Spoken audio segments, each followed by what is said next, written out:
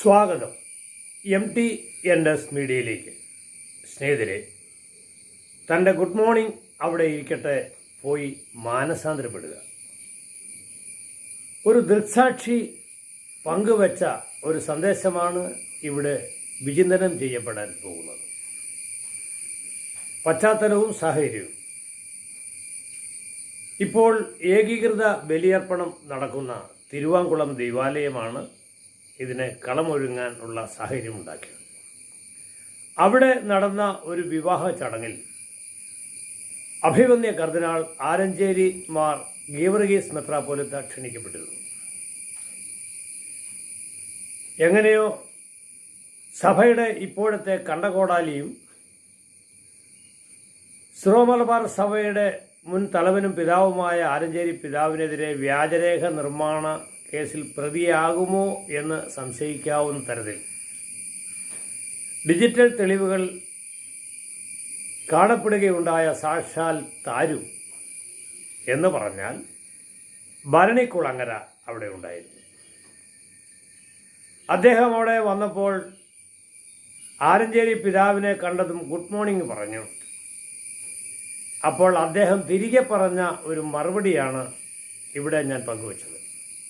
ഇത് ഞാൻ കണ്ടതോ കേട്ടതോ അല്ല, മറിച്ച് അപ്പോൾ അവിടെ ദൃക്സാക്ഷിയായിരുന്ന മറ്റൊരു പുരോഹിതൻ അവരുടെ ഇടവകയിൽപ്പെട്ട ചില ആളുകളോട് പങ്കുവയ്ക്കുകയും അവർ അപ്പോൾ തന്നെ എന്നെ വിളിച്ച് അറിയിക്കുകയും ചെയ്ത ഒരു സന്ദേശമാണ്.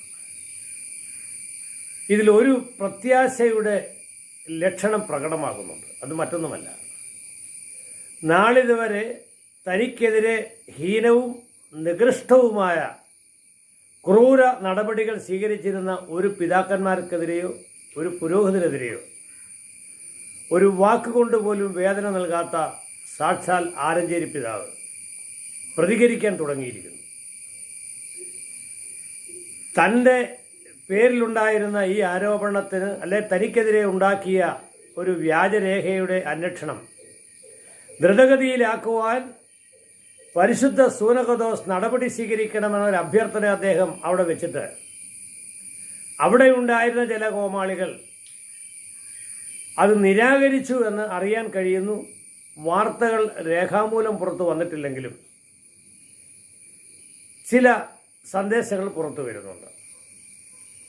അങ്ങനെയാണെങ്കിൽ അദ്ദേഹം അവിടെ പറഞ്ഞ വാക്ക്, സിനഡ് ഇത് ചെയ്യുന്നില്ലെങ്കിൽ ഞാൻ വ്യക്തിപരമായി മുന്നോട്ട് പോകും.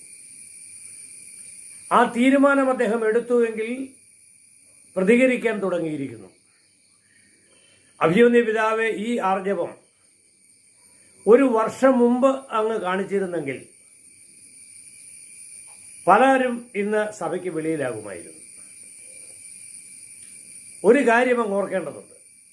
മെത്രാൻ ആയതുകൊണ്ട് അദ്ദേഹം സത്യസന്ധൻ ആയിക്കൊള്ളണം എന്ന് നിർബന്ധമില്ല. ഈ കേസിന്റെ അന്വേഷണം 4 പ്രതികൾ വിട്ട് ചില മെത്രാന്മാരിലേക്ക് കടന്നു പോകുന്നു എന്ന വിവരം പറഞ്ഞപ്പോൾ അങ്ങ് പോലീസ് ഉദ്യോഗസ്ഥരെടുത്ത് മെത്രാന്മാരെ പ്രതിയാക്കാൻ പറ്റുകയില്ല എന്ന് പറഞ്ഞതായി ഒരു വിവരം ഞങ്ങൾക്ക് ലഭിച്ചിട്ടുണ്ട്. എന്തുകൊണ്ട് അങ്ങനെ അങ്ങ് പറഞ്ഞു എന്നാണ് ഞങ്ങളെ വേദനയോടെ ചിന്തിപ്പിക്കുന്നത്.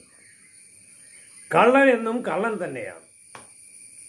പല കള്ളന്മാരും പല പദവിയിലും നുഴഞ്ഞ് കയറിയേക്കാം. അതുകൊണ്ട് ആ പദവിയിലുള്ളവരെല്ലാം കള്ളന്മാരാണ് എന്നർത്ഥമില്ല. തെറ്റ് ചെയ്യുന്നവനെ നിയമത്തിന് മുമ്പിൽ കൊണ്ടുവരാൻ നമ്മൾ തയ്യാറായാൽ നാം കടമ നിർവഹിക്കുന്നതിൽ മുമ്പിലായി മാറും എന്ന് തന്നെയാണ് ഞങ്ങളുടെയൊക്കെ അഭിപ്രായം. ആദ്യമേ തന്നെ ഇത്തരം ചില നടപടികൾ അങ്ങ് എടുത്തിരുന്നെങ്കിൽ സഭയിൽ ഇത്രയും പ്രതിസന്ധി ഉണ്ടാവുമായിരുന്നില്ല എന്നാണ് ഞങ്ങൾ കരുതുന്നത്. പാലായിലെ അസംബ്ലിയിൽ വെച്ച് അങ്ങ് പറയുകയുണ്ടായി, പല കാര്യങ്ങളും ഞാൻ മിണ്ടാതിരുന്നത് കൊണ്ട് അത് സഭയ്ക്ക് വളരെ ക്ഷീണം ചെയ്തിട്ടുണ്ട്. ഈ അറിവ് അംഗീകരിക്കപ്പെടേണ്ട ഒരു കാര്യമാണ്. അതിനാൽ ഇപ്പോഴത്തെ അങ്ങയുടെ നിലപാടിനെ സർവാത്മന പിന്തുണച്ചുകൊണ്ട് എല്ലാ തരത്തിലുള്ള സഹായ സഹകരണങ്ങളും വാഗ്ദാനം ചെയ്തുകൊണ്ട് പ്രാർത്ഥനാപൂർവ്വം വിരമിക്കട്ടെ. നന്ദി, നമസ്കാരം.